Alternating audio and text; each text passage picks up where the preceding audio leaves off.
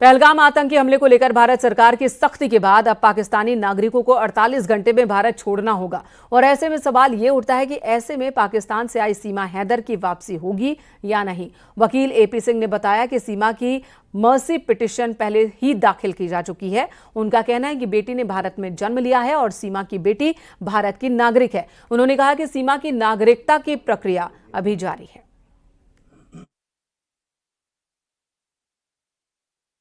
पहलगाम में हुए आतंकी हमले के बाद से भारत ने पाकिस्तान पर कार्रवाई शुरू कर दी और इसी क्रम में भारत में रहने वाले पाकिस्तानी जो शॉर्ट टर्म वीजा पे हैं उन्हें 48 घंटे का समय दिया गया है। लेकिन इन सब के बीच एक सवाल जरूर उठने लगा है, वो सवाल है पाकिस्तान से आई सीमा हैदर को लेकर। और इस पूरे प्रकरण में यह सवाल उठा है कि क्या पाकिस्तानी महिला सीमा हैदर अब भारत में रहेगी या वह पाकिस्तान वापस जाएगी। इन सब के बीच न्यूज़ 18 से बातचीत के दौरान एपी सिंह जो सीमा हैदर के वकील हैं, उनका कहना है कि मर्सी पिटीशन पूर्व में ही दाखिल की जा चुकी है और साथ ही क्योंकि सीमा हैदर ने बेटी को जन्म दिया है और उस बेटी को भारत की नागरिकता मिली हुई है। फिलहाल माँ और बेटी दोनों अस्पताल में एडमिट हैं। साथ ही ये भी कहा है कि जो भारत की नागरिकता है सीमा के लिए उसकी प्रक्रिया जारी है और कानूनी दांवपेच में अगर कोई भी डॉक्यूमेंट्स की जरूरत होगी वो भारत सरकार को उपलब्ध कराए जाएंगे।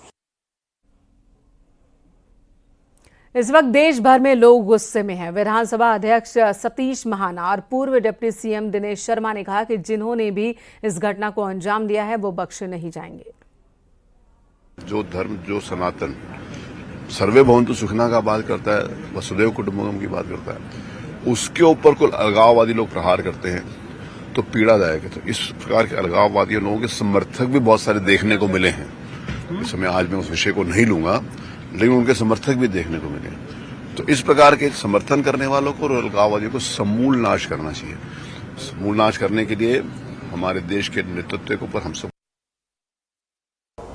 पाकिस्तान के जो पस्त हुए हौसले रहे हैं वो समय समय पर फिर कुछ उकसाने की घटनाएं करते हैं। लगातार डिनाई कर रहा है कि उसका कोई हाथ नहीं। अब ये कूटनीतिक विषय है और हमारा विदेश विभाग बहुत अच्छी तरीके से इसको देखता है और निश्चित रूप में जो दोषी हैं बख्शे नहीं जाएंगे। उन्होंने ये कहा हम भी तैयार हैं। अब कौन तैयार है कौन नहीं तैयार है ये तो वक्त बताएगा, लेकिन मैं इतना कह सकता हूँ कि जो भी दोषी है वो जहाँ भी होगा वो बख्शा नहीं जाएगा।